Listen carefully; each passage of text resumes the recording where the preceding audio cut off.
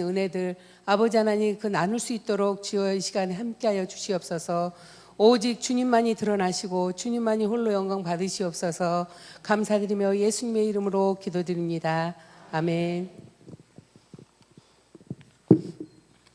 저는 원래 신앙이 없었습니다. 신앙이 없고요. 저희 신랑이 결혼을 할 때 저한테 교회만 다니면 된다고 그러는 거예요. 그래 제가 할 줄 아는 게 없었고 노는 것만 좋아했고요. 되게 철부지였거든요. 근데 교회만 다니면 돼라는 그 말씀에 저는 데이트할 때부터 항상 예배 시간은 안 빠지고 수요 예배, 철야 예배 가는 걸로 또 주일날 예배는 꼭 데이트하면서도 가는 그런 순종하는 여자였습니다. 그런데 우리 장로님이 정말 시집을 왔더니 아무것도 없는 거예요. 그래서 제가 시집 올 때 서울 시흥에 있는 연탄 지하 창고에서부터 시작했습니다. 그리고 장로님이 가진 게 없으신 거예요. 그래가지고 50만 원, 그때 월급 30만 원 받을 때였는데 50만 원 가보를 해서 제 금반지, 금목걸이 하나 주시고 시집을 간 거예요. 그러니까는 너무 어려운 형편이다 보니까 매일마다 내가 왜 여기로 시집을 왔을까? 무슨 힘으로 내가 여기로 왔을까? 그래도 저가 친정은 아파트에 그 어려운 당시에도 아파트에도 여유롭게 살았는데 아무것도 안 보고 신랑 얼굴만 보고 온 거예요. 그래서 신랑하고 살다 보니까 너무 힘이 들고요. 이걸 어떻게 해야 되나. 그리고 교회 신앙은 없어서 하나님을 찾을 줄도 몰랐고요. 정말 그런 형편의 신앙이었습니다. 그러다가 신랑이 이제 기술이 있어서 장로님이 기술이 있으셔서 기술하면서 동업을 하게 돼가지고 경기도 광주라는 곳으로 오게 됩니다. 그래서 경기도 광주에 와서 처음 섬긴 교회가 지금 섬기고 있는 소명중앙교회입니다. 그래서 26년을 한 곳에서 섬겼는데요. 처음에 저희가 시집을 그쪽으로 이사를 왔는데 딱 방 하나밖에 없는 거예요. 부엌도 없고 화장실도 없고 아무것도 없고요. 형편이 그러다 보니까 방 한 칸인 거예요. 그래서 그곳에서 이거를 어떻게 살아야 되나, 부엌도 없이. 그래서 그냥 지나가는 벽에다가 싱크대를 하나 걸었습니다. 그래서 싱크대를 걸어놓고 거기다가 이제 부엌도구를 놓고 살림을 시작하게 됐습니다. 그때 당시에 애들이 2명이었고요. 이제 또 한 명의 애가 태어나는데 그 태어나는 거는 큰 은혜스러웠기 때문에 잠깐 후에 얘기할 거고, 그 어려운 곳에서 이렇게 사는데요. 이렇게 벽에다가 싱크대를 달다 보니까요. 이렇게 저녁에 술 드시는 분들이 운전을 잘못하면요. 벽을 치는 거예요. 이렇게 돌리다가 저희 부엌에 있는 벽을 쾅 치면은요. 싱크대가 떨어져요. 그러면요. 자고 있다가 옷을 얇게 입으면 쫓아나가면 벌써 도망가는 거예요. 그래서 이제 밤마다 무서우니까 옷을 입고 있는 거예요. 언제 벽만 쳐봐라 내가 가서 꼭 잡으리라. 왜냐하면 안 그러면 제 돈이 날아가잖아요. 그 정도로 어려운 형편이었습니다. 그래서 제가 생각하기를 이런 형편에 내가 복 받는 길은 돈을 모으는 게 난 복 받는 거다. 어떻게든 돈을 모아야지 살 수 있을 거 아닙니까? 돈이 있어야 되니까. 그때부터 저는요 악착같이 돈을 모았습니다. 부업도 하고 이렇게 신랑이 이제 사업을 한다고 하고 있으니까 동업하고 하니까 이게 돈을 안 주는 거예요. 투자하라고. 그래서 1년 반 동안 월급이 없으니까 열심히 부업을 하고 그냥 콩나물 하나 가지고 찌개 끓이고 국 끓이고 이렇게 하는 거 있지 않습니까? 무치고. 그저께로 어려웠게 살면서 교회를 가서 돈을 헌금하는 걸 이해할 수 없었습니다. 이렇게 없는데 내가 하나님 앞에 드릴 게 뭐가 있어. 그런 생각이 딱 들면서 헌금하는 거를 주저하기 시작했고, 저희는 그 당시에 저희 교회가요. 들어오면 입구에 헌금함하고 헌금함이 있었습니다. 그래서 이렇게 예배 들어올 때 거기다가 헌금을 놓고 들어오시오라고 하는 거예요. 그래서 이렇게 일찍 가서 헌금 안 하고 들어오면은 성도님들이 다 보잖아요. 저거 헌금 안 하고 오네 이렇게. 그래서 일부러 11시 5분에 들어가는 겁니다. 그러면 아무도 예배 드리느라고 제가 헌금을 하는지 안 하는지 모르시는 거예요. 그래서 일부러 예배를 늦게 가는 그 정도의 어려운 형편이었습니다. 그런데 마냥 이렇게 어렵게 살 수는 없을 거잖아요. 이제 그런 상황에서 정말 어떻게 하면 내가 복 받을까, 그런 기도가 정말 저절로 나오더라고요. 그러다가 우리 신랑이 동업을 하고 있는데 그 동업자가 이제 배울 만큼 배웠으니까 나가 이러는 거예요.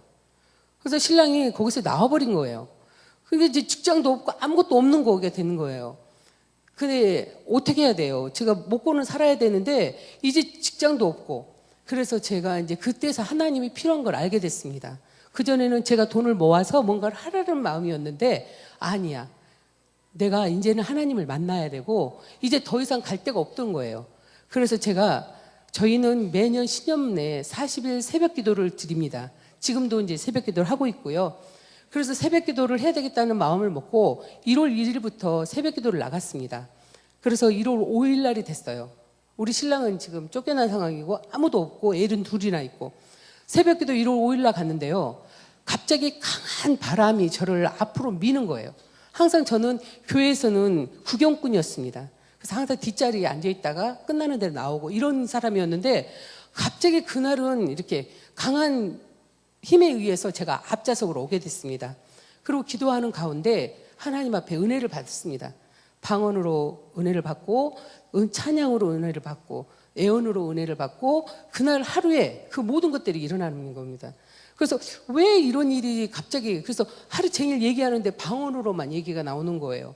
그래서 저도 무서웠어요. 왜냐하면 저는 신앙도 없고 아무것도 없는 상황에서 너무 많은 은혜를 주셔서 이걸 어떻게 감당할 수가 없었습니다. 그래서 며칠 열심히 기도하는 가운데 새벽 기도를 가는데요. 우리 옆집 그 집사님 한 분이 제가 그랬어요. 어제 꿈을 꿨어요, 집사님. 근데 꿈이 너무 선명해요. 새벽 기도 가다가요. 왜? 무슨 꿈을 꿨어, 박 집사? 그러는데요. 제가 얘기를 했습니다. 제가 아들도 하나 있고 딸도 있는데 제가요, 꿈에요. 이렇게 큰 강물이 흐르는 거예요. 강이 흘러서 그 강에서요, 이렇게 시커먼 강인데 어느 이쁜 집사님이 앞에서 고기를 잡는 거예요. 그래서 그 집사님이 너무 내 눈에 능수능란한 거예요. 아, 저 집사님만 쫓아다니면 나도 고기를 잡을 수 있겠다. 라는 그런 마음이 오는 겁니다. 그래서 그 집사님 뒤를 따라서 그 강물에 들어가게 되고요. 그 집사님이 열심히 앞에 가면 저는요, 졸졸졸졸 따라가요. 왜냐면 난 뭘 모르니까요. 그 집사님 뒤만 졸졸졸졸 따라가는데요. 갑자기 이 집사님이 여기는 아무것도 없네? 여기는 없어? 하면서 이 강을 나가버리는 겁니다.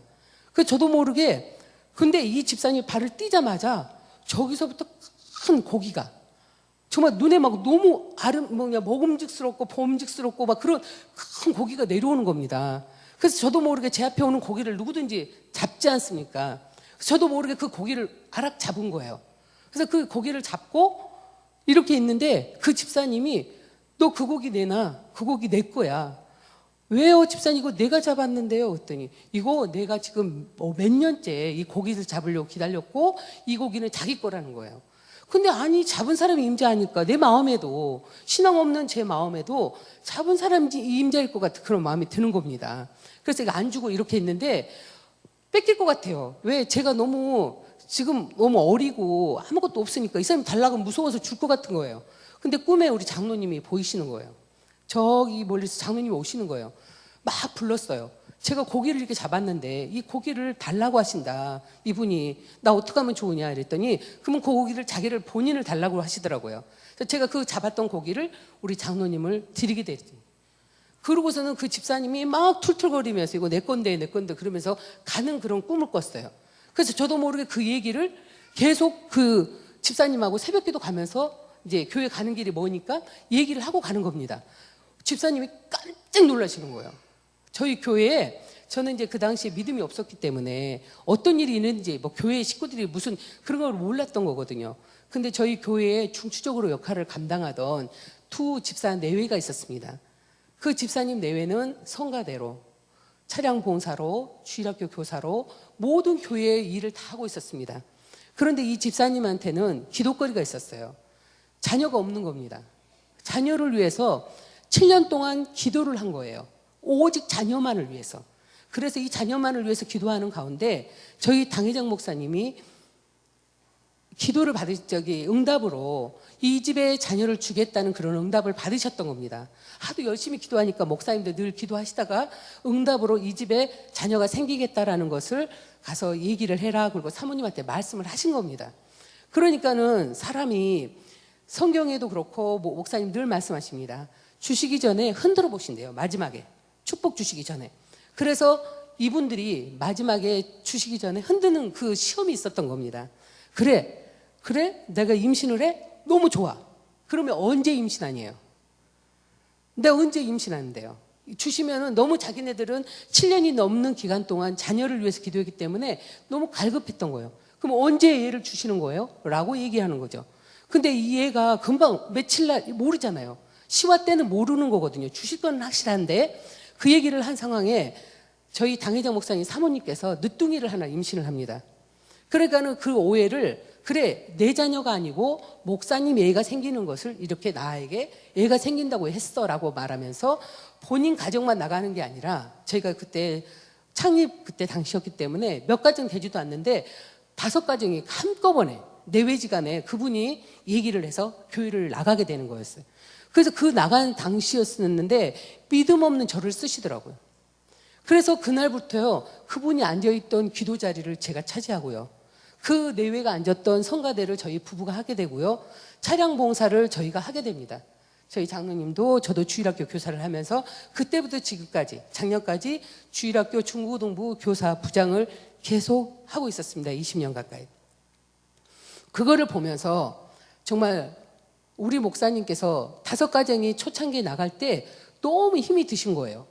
그래서 목사님이 기운을 빼고 어떻게 할까 너무 힘드셔서 주일 저녁에 그러시는 거예요. 그래서 목사님께서 이렇게 보시더니 저희가 예배 시간에 움직이는 사람이 아닌데 그날은 두 애들이 막 뛰어다녀서 조용히 해 하면서 있는데 갑자기 목사님이 저한테 그러시는 거예요. 박 집사 뭐 할 말이 있어? 이러시는 거예요. 네, 저 할 말이 있는데요. 그거 저도 모르게요. 강대상에 나오게 됩니다. 그리고 목사님한테 기운을 주는 말씀을 드리죠. 성도님들, 제가 아들 하나, 딸 하나가 있어서 자녀를 위한 기도를 하지 않았습니다. 우리 성도님들 지금 5가정이 나가서 다들 힘들어하고 마음이 아파할 텐데 걱정하지 마십시오. 하나님, 목사님이 말씀하신 그 자녀는 제가 받았습니다. 저는 꿈으로 받았고 저는 그 셋째를 임신했을 때 병원에 가지 않았습니다. 왜? 하나님이 저한테 주신 선물은 확실하기 때문에. 그래서 배는 이제 불러오기 시작했습니다. 그래서 그 자녀를 제가 임신을 했고 목사님은 정말 틀림없는 분이기 때문에 우리가 성전에서 함께 힘을 합해서 이 성전을 채우고 열심히 기도하는 것이 저희 소명 같습니다. 우리 앞으로도 저도 열심히 교회 생활을 할 테니까 우리 성도님들 함께 우리 교회를 세워봅시다 라고 말하면서 강대상에서 내려오게 됩니다. 아무것도 모르는 새내기, 믿음 하나도 없는 새내기 저도 모르게 나가서 이렇게 성도님들한테 힘을 복돋우고 도와주는 그런 하나님께서 어느 우리 청직이 오늘 세미나인데요. 혹시 내가 없어도 이 교회가 잘 될 거야. 혹시 내가 없으면 이 교회는 안 될 거야. 내가 빠지면 우리 교회는 무너질 거라고 생각하시는 성도님이 있으면 절대로 그 생각은 버려야 될 겁니다. 하나님은 길가에 있는 돌을 들어서라도 그 자리를 채우십니다. 지금 우리 성도님들한테 어떤 직분이 주어졌던지 그 직분이 나한테 주어졌을 때 정말 감사하면서 충성을 다할 때 하나님께서 더한 자리도 주시고 정말 이 축복은 강대상의 이 미문을 통해서 흘러내려오는 그 축복인 것을 저는 믿습니다. 저는 평생에 축복받은 얘기를 해야 되는데요. 그렇게 은혜를 받아서 열심히 기도 생활을 하는 가운데 우리 그 신방 예배가 춘계 대신방이 있었습니다. 그래서 당회장 목사님께서 저희 집에로 오신다는 거예요. 근데 저한테는 아무것도 가진 게 없더라고요. 이제 은혜는 차서 믿음은 생겼는데 이제 드릴 게 없는 거예요. 그래서 목사님이 오신다니까 집에 보니까 밀가루가 있었습니다. 그래서 밀가루로요 김치 썰어서요 김치전을 해놓고요 따뜻하게 해놓고요 뭔가 헌금 드릴 게 있어서 헌금을 해야 되는데 어떻게 하지? 아무것도 돈이 없으니까 제가 이렇게 동전이 생기면 들어있는 저금통이 있었습니다. 돼지 저금통. 그래서요 그날 돼지 저금통을 땄습니다.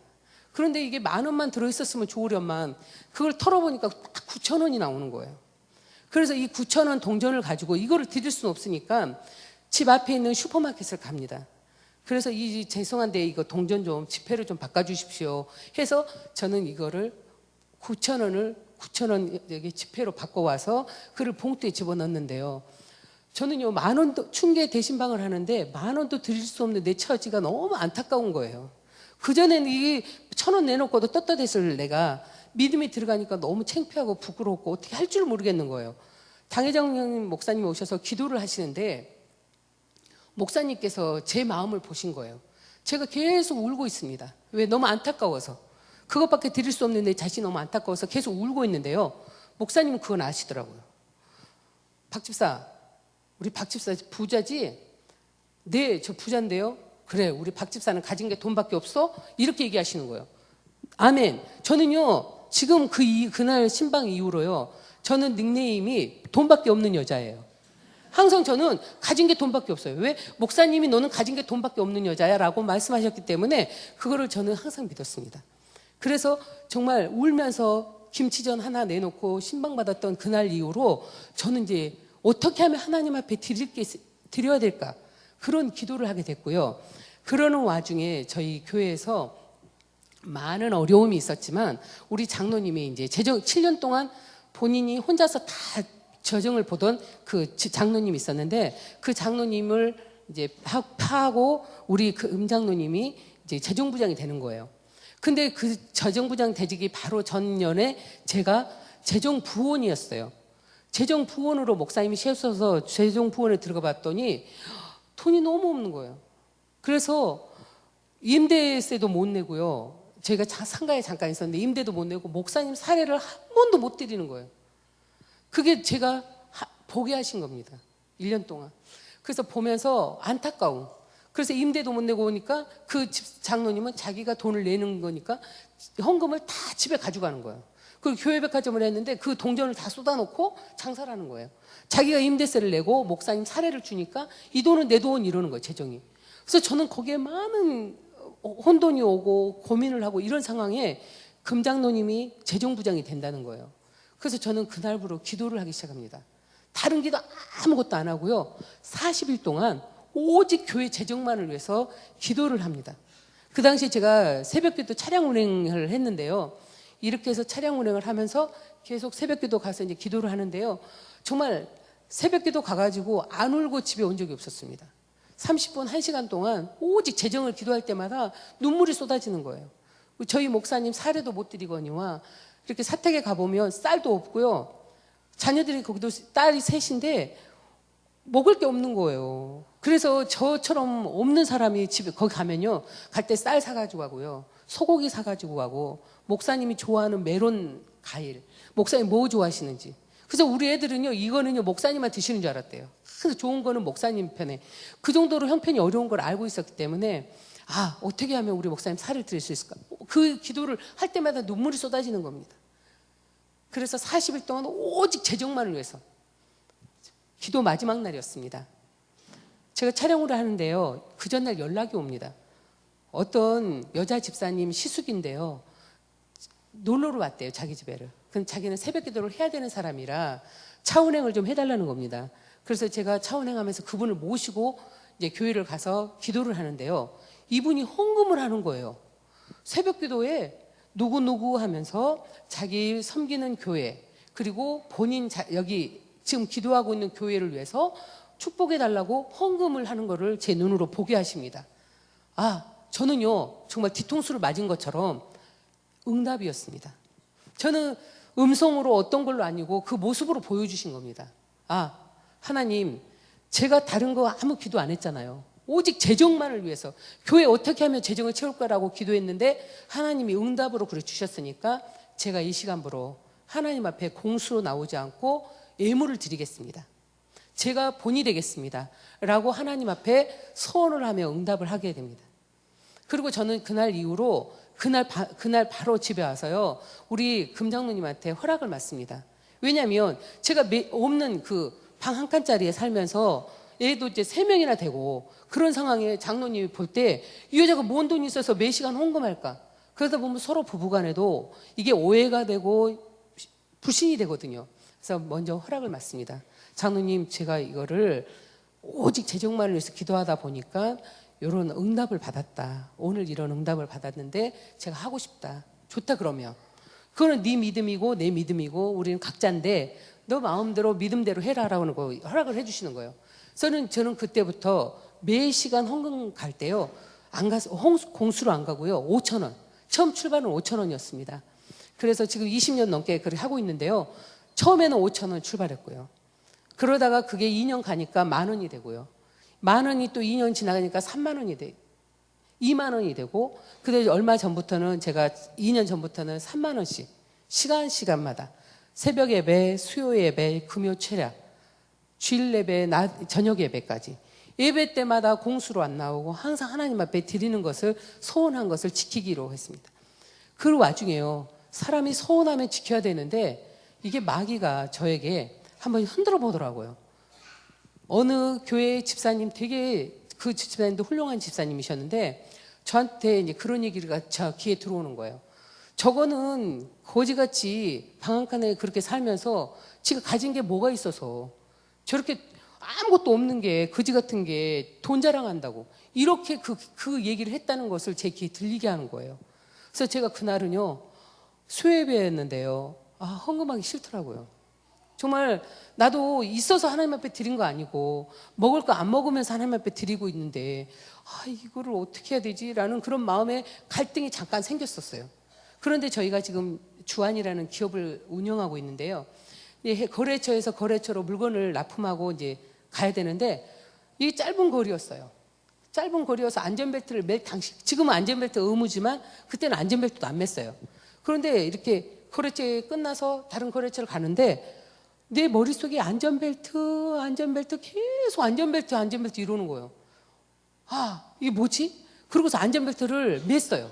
뭔가 모르지만 나에게 그런 음성이 들리는 걸 순종하면서 안전벨트를 딱 매는 그 순간에요, 앞에서 어떤 차가 불법 유턴을 하는 거예요. 분명히 초록불이었고 그 길은 산업도로라 80km인데 80km로 가고 있는 상황에 이 불법 유턴을 하니까 제가 브레이크를 못 밟잖아요. 벌써 차는 봤어요. 제가 운전면허 딴 지가 오래돼서 차는 보고 브레이크는 밟았지만 제동거리라는 게 있기 때문에 그 차를 칠 수밖에 없었어요. 이 분이 불법 유턴을 하고 지나가야 되는데 멈춰버린 거예요. 장롱 면허이다 보니까 무서워서 차가 오니까 서버린 거예요. 그냥 그 산업도로에. 그러니까 저 차는 그 차를 칠 수밖에 없었습니다. 그래서 그 차를 쳤는데요, 정말 그 차에 가요, 7명이 타고 있는 거예요. 꼬맹이들까지. 구역 예배를 드리고 여자 집사님인데 그 산일이라는 곳에 놀러로 간 거예요, 계곡에. 그리고 쟤는 이제 거래처 간다고 그러고 이러다 보니까 박았는데요, 갑자기 그 순간에요, 몇 초도 안 되잖아요. 1분도 안 될 텐데요, 그 사이에요, 제 머릿속에는요, 주여 하고 소리치고 사고 나는 그 순간에 막 필름이 도는 거예요. 너가 하나님을 위해서 한 일이 무엇이니? 네가 하나님을 위해서 무엇을 할 일이 또 남아있니? 지금 또 오늘 너 뭐 할 거니? 이런 것들이 내 머릿속에서 막 필름처럼 지나가는 겁니다. 그래서 저도 모르게 오늘은 구역 예배를 가야 돼. 내가 아니면 우리 그 구역 식구들이 기다리고, 오늘은 또 제가 사회를 봐야 돼. 여전도의 회장이어서 그날 철야에 사회를 봐야 돼. 이런 식으로 막 이번 주에 해야 될 일들이 막 떠오르는 거예요. 그러니까 갑자기 커다란 손이 이렇게 저를 앉혀서 내려주시는 겁니다. 안전벨트를 안 맸으면요, 저 튕겨나가서 80km였기 때문에 튕겨나가서 아마도 주님을 빨리 뵀을 것 같은데, 안전벨트를 매서 이 차는 앞에가 몇십 센치 밀려가지고요, 이 차는 거의 그냥 몇백만 원 나오고 그 앞에 승용차는 폐차를 했어요. 그 정도로 큰 사고에서도 막아주시더라고요. 저는 그날 수요 예배했는데요, 갔습니다. 교회 가가지고요, 제가 가지고 지갑에 있던 게 10 얼마였거든요. 그 당시에 거래처 수금하고 있었는데 그걸 다 봉투에 넣었습니다. 그리고 하나님 앞에 잘못했다고, 제가 서운하고 하나님 앞에 시간마다 헌금하겠다는 거 그렇게 서운하고 작정해놓고 마음이 흔들린 거 정말 죄송하다고 눈물로 해기기도 하고요. 그래도 지금까지 예배 때마다 꼭 하나님하고 그 약속을 지키려고 지금까지 애쓰고 있습니다. 그거는 사람이 애써서 될 일은 아니지만 하나님이 또 허락하시더라고요. 그래서 시간마다 이렇게 헌금을 하나님 앞에 즐겨드렸더니요, 제가 하나님 앞에 1,000원짜리 헌금할 때는요, 제 지갑에는 1,000원짜리가 가득했습니다. 하지만 5,000원 시작할 때는요, 5,000원짜리가 항상 있더라고요. 하지만 제가 10,000원짜리 드리기 시작했더니 제 패스포드에는 항상 10,000원짜리가 수북이. 왜? 헌금해야 되니까. 혹시 성도님 중에 돈이 필요하십니까? 하나님 앞에 드리기를 즐겨하십시오. 저희가 이 드리는 즐겨하는 것이 몸에 배이기, 이런 상황에서 저희는요, 가진 게 말씀드렸지 않습니까? 방 한 칸이라고. 그 전세였는데 600만 원이었어요. 그것도 6개월 계약을 했어요. 그런데요, 이 교회에 다니고 싶은 마음에 거기서 6년을 살았습니다. 그 방 한 칸짜리에서. 그래서 6년을 사는 상황에 우리 교회에서 부흥회가 있었습니다. 교회 부흥회가 있는데요. 그 부흥 강사님이 원래 그 목사님이 아니셨대요. 그 목사님이 원래 부흥회 하는 목사님이 뻥글을 내셔서 대타 목사님이신 거예요. 그런데요, 저는 그 목사님 말씀 한 말씀 한 말씀이 제 믿음 들어가고 처음 하는 부흥회여서 그런지 모르겠지만 목사님 말씀이 너무 꿀송이처럼 달고 그 한 말씀 한 말씀이 내 마음판에 새겨지는 겁니다. 그래서 시간 예배를 드리는데요. 마지막 시간이 됐습니다. 토요일 날 저녁 예배였는데요. 오늘은 마지막이니까 꼭 식구들 좀 데리고 와라. 그때 우리 장로님이 사업을 하니까 바쁘니까 못 왔었는데 마지막 날은 제가 모시고 왔습니다. 장로님 오늘은 꼭 가셔야 될 것 같다 집사님. 그래서 같이 은혜를 받았으면 좋겠다라고 하고 우리 집사님을 같이 초청하고 예배를 드리는데요. 그 목사님께서 얘기하시는 겁니다. 여기에 축복받을 사람이 있대요. 이 안에 축복받을 사람이 있는데 그냥 형식적으로 몇 만을 하는 그런 축복이 아니라 자기의 전 재산을 드릴 사람이 있대요. 이 안에. 그러면서 지금부터 말할 테니까 일어나라는 거예요. 일어나면 지나도록 이 상가 이 시끄러운 시장통에서 이거 교회 하면 안 된다. 이렇게 교회를 건축해서 나가야 되는데 그게 힘에 지나도록 할 사람이 이곳에 있으니까 일어나라는 거예요. 그러니까 많은 분들이 일어나는 거예요. 저는 일어날 수가 없었어요. 왜? 가진 게 없잖아요. 가진 게 아무것도 없더라고요. 보니까. 그래서 일어나지 못하고 끝까지 앉아있는데요. 그 목사님께서 끝까지 우리를 기다리시더라고요. 그래서 마지막에 저희 부부가 일어났습니다. 그리고 목사님은 그건 아니셨나 봐. 그냥 한 사람 말고 진짜로 전 재산을 드릴 사람 앉으라는 거예요. 그리고 또 다른 분들은 다 앉으시더라고요. 저희는 끝까지 서 있었습니다. 결단을 해야 되니까 이거를 정말 이거 전 재산인데 이거 드려야 되나 어떻게 해야 되나 그러고 있는 상황에 저희도 이제 마지못해서 목사님 눈치 보느라 마지막에 슬며시 앉았습니다. 그리고 그 부흥회, 그 나의 생애를 바꾼 그 부흥회가 딱 끝나고 나서 이제 차량 운행을 하면서 저희가 이제 가는데요. 저희 저 집사님한테 여쭤봤습니다. 뭘 생각하고 일어나셨어요? 그럼 너는 뭘 생각했니? 라고 얘기하는 거예요. 저희는요, 그 50만 원 갑을 해서 시집 왔잖아요. 50만 원 갑을 했는데 이 첫 달 20만 원, 둘째 달 20만 원, 셋째 달 10만 원 이렇게 갑을 공제하더라고요. 셋째 달 10만 원 갑을 하는데 이 10만 원이 남으니까 횡재한 것 같은 거예요. 그래서 이 10만 원을 들고 은행에 가서 하루 종일 서 있었습니다. 어떻게 해야 우리가 집을 살 수 있고 어떻게 해야 내가 부자 될 수 있을까? 그랬더니 그 당시에 주택은행이 있었을 때 청약저축통장을 들어야 무주택자들이 아파트라도 살 수 있는 희망이 있더라는 거예요. 그래서 20만 원을 가르고 청약저축통장을 결혼한 지 3개월 만에 들게 됩니다. 그래서 그날부로 한 번도 안 거르고요. 매달 10만 원씩 7년을 부은 거예요. 그 통장 하나가 있었습니다. 이 통장은 나의 희망이고 나의 전 재산이고 나의 모든 그냥 전부잖아요. 이게 전부 하나, 이거 하나 있는 거예요. 그 방 한 칸짜리에 그 세 방 살면서 그 전부 하나인 청약저축 통장이 생각났습니다. 우리 장로님도 그렇다는 거예요. 본인도 그거 하나 있지 않냐는 거예요. 그건 우리 전부예요. 근데요, 사람은요, 마음이 변하잖아요. 첫 번째 생각은 하나님이 주신 생각이고, 두 번째 생각은 내 생각이고요, 세 번째 마귀 생각이래요. 그래가지고, 딱 첫 번째 우리가 드리겠다 마음 먹었을 때, 토요일 날 저녁이었는데요. 저 그 통장을 찾아가지고요, 봉투에 집어넣었어요. 그래서 봉투에 집어넣어서요, 이게 전 재산이 지금 하나님 앞에 갈판이잖아요. 제가 주일날 좀 중간, 이제 믿음이 생겨서 중간 앉았을 때인데요. 그 통장을 집어넣고요, 제일 앞좌석에, 우리 성가대장님 앞에 있는 제일 앞좌석에 우리 가족, 자녀들 3명하고 해서 이렇게 앉게 됩니다. 그래서 우리 5명이 앉아서요, 제가 제일 울었어요. 예배 시작하면서부터 계속 목사님 말씀하셔도 울고, 내 전 재산은 어떻게? 나 아무 목사님 무슨 말씀 하셨는지 기억도 안 나. 너 전 재산은 어떻게? 나 저거 없으면 나 뭘 희망을 가져야 돼? 나 어떻게 해야 돼? 라는 그 어떻게 해야 되는 생각밖에 아무 생각이 안 나는 거예요. 근데 당회장 목사님은 느끼신 거죠.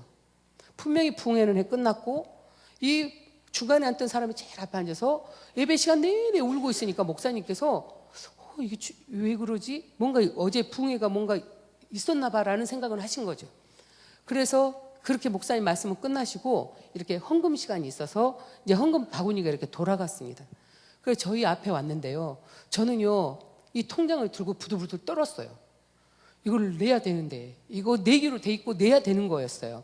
그래가지고 이렇게 헌금함이 와서 딱 나는 저 헌금함에 그 통장에 들어가면요. 막 내가 지금 어떻게 살까 막 정말 좌절하고 이럴 줄 알았어요. 근데 그게 반대더라고요.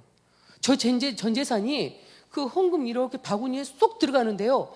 갑자기 제 얼굴에는요, 하색이 돌고요. 기쁨이 이게 이렇게 뭐라 그럴까요? 막 속에서 어떻게 주체할 수 없는 그런 기쁨이 생기더라고요. 행복해. 좋아. 막 너무 좋은 거예요. 눈물을 다 닦고요. 이게 내 전 재산이 하나님 앞에 가는 순간에 하나님이 저의 전 재산이 돼버리더라고요. 교회가 내 교회가 돼버리고요. 목사님이 나의 아버지가 돼버리고요. 정말 전부가 돼버리더라고요. 저는 그날부로 교회에서 내 할 일 없을까 찾았어요. 주방에 서로 이렇게 다들 힘들어서 못 들어가시면요. 주방에서요, 일 다 했고요. 그러다 보니까는요, 제가 분당으로 이제 그 당시 하나님이 은혜 가운데 청약저축 통장 내기 바로 전에 임대 아파트를 주셨었거든요. 분당에, 구미동에 임대 아파트 주셨어요.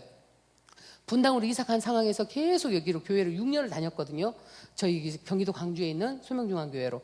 오면은 새벽 기도 때 오면 집에 갔다 왔다 할 시간이 너무 아까운 거예요. 그래서 교회에 있으니까 할 일이 없잖아요. 교회 청소를 하게 됐어요. 그래서 교회 청소를 다 성도님들 가고 나면 먼지 없이 다 의자 닦고 바닥 닦고 또 주방에 가서 또 어디 좀 미흡한 거 없나 주방 보고 또 목사님 강대상에 뭐 필요한 거 없나 항상 그러다 보니까 강대상에게 기스 가고 이렇게 좀 오그러지면요 갖다 몰래 사놔요. 누가 살까 봐요. 제가 먼저 가서 사놓고요. 그리고 이렇게 성창기가 좀 부족한 것 같은 거예요. 이렇게 보니까 우리 성도들이 많아지니까 저도 사모님 모시고 와서 성창기 채워놓고요. 뭔가 필요한 것이 교회에 뭘까? 그것만 오직 이 머릿속에는 그거 전 재산이니까 나의 전부니까 그날 이후로 저는 이 통장을 드리고 정말 너무 행복했습니다. 그래서 참 일꾼이 된다는 것을 느꼈어요. 근데 이게 제가 드린 거는 7년 10만 원씩 7년 부은 이자하고 해서 1,000만 원 돈이었지만 저는 하나님 앞에 100배 이상의 축복을 받았습니다. 그 통장을 안 드리고 가지고 있었으면 주공 아파트 18평? 나 만약에 컸으면 27평이었을까요? 지금 저는 현대 아이파크 46평에 살고 있습니다. 그것도 분양받아서. 그리고 공장이요. 저희가 임대 100평짜리로 조그만하게 공장을 시작했어요. 우리 언니한테 돈을 좀 빌려서 이게 하나님이 은혜 받고 이렇게 공장을 설립하게 해주시더라고요. 형부 다리를 꺾으셔가지고 형부가 아프니까 투자할 곳을 찾아서 저희를 투자를 해주신 거예요. 그래서 주한이라는 회사를 주님 안에서 하는 사업장에서 주한산업으로 출발하고 기업을 하게 되는 거죠. 그래서 이렇게 기업을 하는데 처음에 100평 임대해서 언니한테 4,900만 원 빌려서 조그마하게 시작했는데요. 지금은 저희들이 5번의 이전을 하면서 이번에 저희가 경기도 광주에 있는 땅을 팔고 공장을 팔고 경기도 이천으로 가면서 11조를 그 두 군데로 나눠져 있었거든요. 한 곳에서 5천만 원, 한 곳에서 6천만 원 11조를 드렸습니다. 그래서 경기도 이천으로 지금 2,500평에 주식회사 주한이라는 명칭으로 큰 중소기업을 경영하고 있습니다. 하나님은 우리가 가지고 내가 가지고 내 돈으로 내가 쓰려고 하면 하나님이 안 기뻐하세요. 이렇게 하나님 앞에 즐겨드렸더니 정말 30배, 60배, 100배가 그 성경 말씀에 있는 게 아닌 거예요. 그분 거기에만 있는 말씀이 아니라 그 말씀이 바로 내 말씀이 되는 거죠. 내가 주인공이 되는 겁니다. 우리 2월 3일날 우리 목사님 말씀을 통해 보니까 CTS 간증 들은다는데 우리 성도님 중에는 더 많은 간증을 가지고 있을 겁니다. 왜냐하면 하나님은 그런 분이시니까. 분명히 있는데요. 제가 이렇게 간증을 나오게 된 계기도 CTS에서 간증을 하고 났는데 은혜스럽게 들은 교회에서 초청을 해서 그때부터 제가 간증을 몇 군데 다니게 됐습니다. 그래서 혹여나 제가 이렇게 제 자랑이 아니고 제가 이런 하나님이 작은 소소한 것들 주신 것들을 그냥 나만 가지고 있는 거는 죄스러운 것 같은 거예요. 이거를 내 받은 이런 축복을 우리 성도님들한테 이렇게 조금씩 다 나누면 그게 눈덩이가 돼서 정말 더 많은 축복받은 사람들이 많이 나온다면 정말 멋진 세상이 되지 않을까요? 저는 그런 사명감에 이렇게 간증을 서게 되는 거죠. 그래서 여기 서면서 제가 이제 마지막으로 어떤 간증을 하고 싶냐면, 제가 가천대에 지금 겸임교수로 있는데요. 저는 고등학교만 졸업했습니다. 고등학교만 졸업해갖고 시집을 24살 일찍 왔어요. 그래서 연년생으로 애 셋을 낳고요. 28 되니까 사업을 한 거예요. 하나님이 이렇게 은혜를 주시면서 사업장을 주셨으니까 그때부터 격리부터 직원들 밥에 먹이면서 이렇게 열심히 일을 하다 보니까 어느 순간 38 됐는데요. 공허함이 오더라고요. 내가 열심히 열심히 일을 했어. 열심히 교회 일을 했어. 그런데 박은숙 집사 그거 말고 내가 없더라는 거죠. 회사에 가도 사모님 이거가 끝이에요. 아니 나는 열심히 돈 모아서 이렇게 사업하고 열심히 죽어라고 일했는데 사모님 소리밖에 못 듣다라는 거지. 그리고 또 부모님한테 효도를 하고 싶어요. 축복 주셨으니까. 근데 부모님이 나를 고등학교밖에 안 보내주셨어. 대학교 합격을 했는데 전액 장학금이 아니라고 밑에 남동생들 때문에 저를 대학을 안 보내주신 거예요. 그게 미운 생각이 들었어요. 그래도 효도를 해야 되니까 열심히 효도를 하는데 항상 그게 걸림이 되는 겁니다. 아, 부모님은 나한테 해준 것도 없으면서 이렇게 바라는 게 너무 많아. 이런 마음이 드니까 죄스러운 거예요. 효도도 진실되지 않고. 그래서 그게 항상 공부를 해야 되겠다는 생각이 있었는데 38 되면서 하나님 그 전에 한 5년 정도 전도 특공대 해가지고 목사님이 세워놓고 전도를 하라고 하셨어요. 근데 5년 동안 전도를 하는데 그 중에 여러분들이 이제 열 몇 명이 출발을 했는데 다 떨어지고 2명이서 했어요. 마지막까지. 2명이서 하는데 그분이 그날 안 나가시더라고요. 그래서 저라도 그러면 사업하면서 중간 나와서 내 사업이니까 전도를 하는데요. 전도지 뿌리고 이렇게 나오는데 어느 청년이 그러는 거예요. 집사님 공부하고 싶다면서요. 지금 이렇게 하면 입학할 수 있는데 이런 얘기를 하는 거예요. 그래? 나도 공부할 수 있어? 그럼요. 산업치시잖아요. 그러면 할 수 있어요. 그러는 거. 그래. 그럼 나 공부해 보겠다. 하나님 이거 기회로서 열심히 전도 5년 동안 했더니 하나님이 기회를 주신 거예요. 그래서 기회를 잡고요. 39살에 대학교 1학년을 갔습니다. 39살에 대학교 1학년도 전문대로 갔어요. 무서웠어요. 20년 만에 대학교를 가는데 어떻게 내가 공부는 할 수 있을까? 영어 ABCD는 알까? 이런 두려움이 있었어요. 하지만요, 제가 딱 이제 대학에 1학년 들어가면서 하나님 앞에 약속을 했습니다. 세상 공부한다고 하나님 공부 등한히하면 안 되니까 제가 이 시간부로 하나님 내가 성경을 읽겠습니다. 성경 공부 더 열심히 할 거고요. 제가 공예배 안 빠질 거고요. 하나님 약속할게요. 제가 하나님이 기회로 주신 이 공부하고 정말 우리 부모 효도하기 위해서 하는 공부 선한 마음이니까 하나님이 받아주세요 하면서 성경을 아침 저녁으로. 그래서 지금 에스겔 44장 보고 있는데 제가 신약부터 시작했으니까 이제 조금 남은 그거 페이지 하면 10독을 합니다. 1년에 1독씩 아침 저녁으로 바쁜 와중에 약속된 거는 지키려고 그런 마음으로 시작했는데요. 전문대를 갔는데 너무 공부가 재밌는 거예요. 왜? 저는요 지금도 우리 아들이 공부 안 하고 싶다고 해서 저 휴학시켰습니다. 공부는 하고 싶을 때 하는 거야. 그래? 네 하고 싶은 공부해. 네가 하고 싶을 때 하고 싶은 공부하는 게 맞아. 고등학교 졸업했다고 대학 가는 거 아니야. 엄마가 39에 대학을 가보니까 너무 재밌는 거예요. 그래서 전문대를 전체 수석으로 졸업했습니다. 저요 공부요 사업해야 되죠. 애 새 키워야죠. 교회 부장 역할 해야 되고 구역장 역할 해야 되고 할 일이 많았습니다. 그거 다 하면서 하려면 언제 공부했겠어요. 저는 밤 11시면 서재에 들어가서요 밤 새벽 3시 4시까지 공부했습니다. 그 다음날 또 출근해서 일하고 또 학교 가고. 그게 너무 행복했어요. 즐거웠어요. 왜? 나를 찾아가는 것 같은 그런 행복감이 저한테는 있었습니다. 그게 바로 내가 갈 길이구나. 그래서 편입을 용인대 경영학과로 가게 되고요. 제가 경영을 하다 보니까 주목구구는 아니다. 우리 장로님은 엔지니어거든요.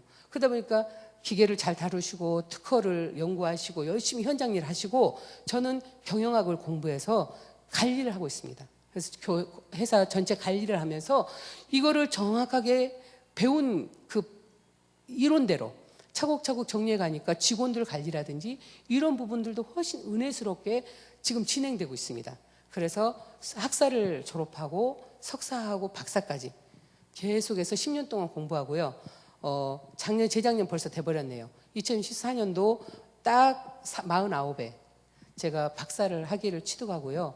지금 가천대에서 지금 사업을 하고 있으니까 겸임교수로 애들한테 그런 제 경험 노하우라든지 또 이론적인 것을 이렇게 강의하는 그런 겸임 교수로 지금 활동하기까지 하나님이 이거는 정말 저에게 기회로 주신 거라고 생각합니다. 이거는 제가 어떤 것을 하겠다는 게 아니라 혹시 우리 성도님 중에서도 내가 뭘로 하나님 앞에 은혜를 끼치고 얘들한테도요 신앙적인 것도 많이 이렇게 노골적으로 학생들한테 신앙은 못하지만 항상 사랑으로 예수님 사랑으로 대하다 보니까 이 친구들도 저에 대해서 항상 좋은 감정을 가지고 있고 인간적인 대우를 하고 있고 하다 보니까 내가 교회를 다니게 되는 거 이제 어렴풋이 알게 되고 교회 권상과 알게 되고 그래서 하나님의 사랑을 그 친구들한테 일일이 대학 친구들한테 전하는 게 제 사명처럼 이제는 사명감을 가지고 열심히 학교에서도 그렇게 은혜를 나누고 있습니다. 그래서 우리 성도님 중에서도 내가 가진 달란트는 다 다를 겁니다. 어떤 달란트는 뭐는 이거는 귀하고 어떤 달란트는 안 귀하고 그런 건 없다고 생각합니다. 저는 성전 청소를 오늘도 집에 우리 오후 예배가 7시 예배인데요. 7시에 제가 이제 또 사회를 보고 헌신 예배를 드릴 거고 저녁에 다 끝나고 가시면 저는 청소를 할 겁니다. 대걸레로 바닥을 다 닦고 의자를 닦으면서 정말 그 닦는 그 순간에 저의 건강은 정말 하나님이 책임져 주시더라는 거죠. 그래서 혹시나 물질이 필요하십니까? 하나님의 물질로 심으십시오. 혹시나 육체적으로 건강이 필요하십니까? 하나님 앞에 육체로 한번 봉사를 해보십시오. 화장실 청소도 좋고 선정 청소도 좋고 저는 안경을 한 7년을 썼습니다. 눈이 안 보여서 안 보이더라고요. 운전하고. 그래서 안경을 7년을 썼는데요. 열심히 교회 청소를 하는데 여름날이었어요. 너무 더운 거예요. 그래서 땀이 나니까 안경을 약간 벗어놓고 교회 청소를 했던 거죠. 그런데 그날 이후로 안경을 써본 적이 없습니다. 안경을 벗었어요. 벌써 10년 넘게요. 안경을 벗었는데요. 안경 쓸 일이 없어요. 보이니까. 우리 집사님, 장로님이 그러시는 거예요. 운전하고 집에 가면서. 너 안경 벗게 해달라고 기도했니? 저 그 말씀 하시기 전까지 제가 안경 벗었다는 걸 잊어버리고 있었어요. 일주일이 지났었던 것 같아요. 너 기도했어? 아니요. 근데 너 왜 안경 안 써? 보여? 네, 보여요. 그러고 나서 저는 안경을 지금까지도 안 쓰고 이렇게 10년 공부할 동안 안경 없이 공부했습니다. 지금도 안경 없이 연구하고 있고요. 공부하고 있는데 우리 성도님들 그게 정말 하나님은 내가 뭔가를 하나님 앞에 축복을 달라고 빌기 전에 내가 하나님 앞에 드릴 거를 먼저 찾아보십시오. 그래서 오늘 말씀이 먼저 그 나라와 의를 구하라. 우리가 먼저 하나님 앞에 드릴 것을 찾고 하나님 앞에 내가 봉사할 것을 찾고 하나님께서 나한테 작은 것이라도 혹시나 청지기로서 주신 그 사명을 열심히 감당하다 보면 필요해? 하나님 물질 주실 거고요. 건강이 필요해? 건강 주실 거고요. 그리고 하나님이 너의 마음에 위로가 필요해? 위로를 주실 거고 어떤 모양으로든 정말 우리 청지기 사명을 감당하는데 꼭 필요한 말씀으로 주실 겁니다. 그래서 혹시나 은혜 받으신 거 우리 성도님들 CTS 간증 나올 때 서로 받은 간증 이렇게 하나님 이렇게 많은 전국에 있는 분들하고 CTS를 통해서 많이 보시더라고요. 그거 보고 저도 초청을 받지만 그런 은혜를 좀 많이 나눌 수 있는 우리 성도님들 됐으면 좋겠습니다. 네, 감사합니다. 여기까지입니다.